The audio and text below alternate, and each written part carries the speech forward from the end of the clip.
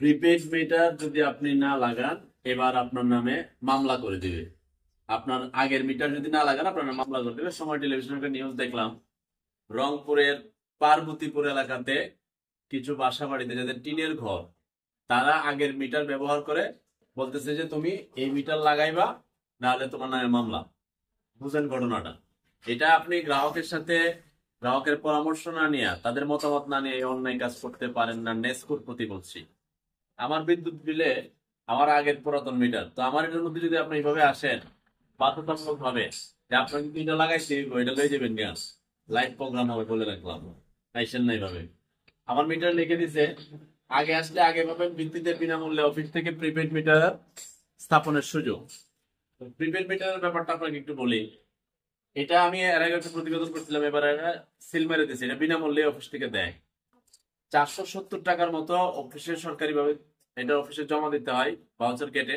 বাকিটা প্রতি মাসে ভাড়া হিসেবে 12 বছর নেবে। তো আমি একজন বিদ্যুৎ লোকের সাথে বসছিলাম সকালে, তো 55 টাকা করে ভাড়া কাটলে বলছে 12 বছরে যাবে 7,920 টাকা। তো অনেকের অভিযোগ আছে যে মিটার 2,500 টাকা করে, তাহলে কেন 8,000 টাকা নিবে? তো বিদ্যুৎ লোকের জিজ্ঞেস করলাম, অফিস থেকে বিনামূল্যে মিটার নিয়ে প্রতি মাসে ভাড়া দিবে নাকি বাহির থেকে কিনে নেবে? বলছে প্রতি মাসে যদি ভাড়া দেন, তাহলে এমন হইতে পারে আপনি জানেনই না 12 বছর পরে 20 বছর কাটতেছে, 15 বছর কাটতেছে। আর বাহির থেকে এককালীন যদি 8,500 টাকা কিনে নেন, তাহলে আপনি মোটামুটি ভাড়ার ঝামেলা শেষ, এককালীন নিয়ে নিলেন।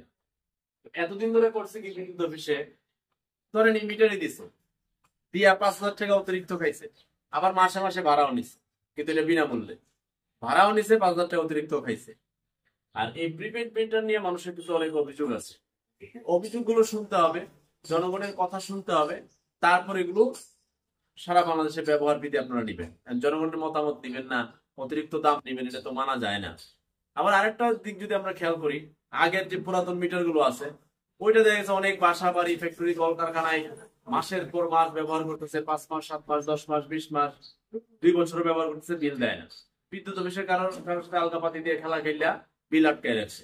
কিন্তু প্রিপেড মিটার যদি ব্যবহার করে, তাহলে তার প্রতি মাসে বাতি নিবে যাবে। এটা লাগাইলে, এটা পয়সা দিলে তারপর আপনার বাতি জ্বলবে, ঘর আলোকিত হবে। আর পুরাতন মিটার তো আপনার পয়সা না দিলেও আলগা বাতি দিয়ে ম্যানেজ করে চলতে পারবেন। আবার এই ব্যাপারে জনগণের একটা ভোগান্তি আছে যে হঠাৎ করে বাতি নিভে গেছে, এবার আপনার বিকাশের দোকানও নাই, বন্ধ অনেক কিছু, তখন এটা কি করবে? আবার এটার বিরুদ্ধে যখন এটাতে টাকা দেয়, 1,000 টাকা দিলে হয়তো 700 টাকা পায়, 500 টাকা দিলে 350 টাকা পায়, অতিরিক্ত ভ্যাট চার্জ, ডিমান্ড চার্জ, এই চার্জ সব কেটে কুটে নিয়ে নাশ বিনাশ করে ফেলে। দুই পক্ষের কথা শুনতে হবে, জনগণের মত নিতে হবে, সরকারের দিক দেখতে হবে, তারপর সিদ্ধান্ত নিতে হবে। কিন্তু রংপুরের সেই পার্বতীপুর এলাকাতে জোর কইরা আগের মিটার খুললা নিয়ে এটা লাগাই দিতেছে, না লাগাইলে কয় মামলা করে দিব নেসকো। তো নেসকোর এই হটকারী সিদ্ধান্ত থেকে সরে আসবেন, সারা বাংলাদেশে এরকম হটকারী সিদ্ধান্তে যাবেন না। আর আমার তো পুরাতন মিটার আছে, এই মিটার নাই। আমার এখানে যদি আইসা জোর করে সিদ্ধান্ত নিয়ে লাগাতে চান, তাহলে লাইভ প্রোগ্রাম হবে, পুরো বাংলা দেখবে। আল্লাহ হাফেজ।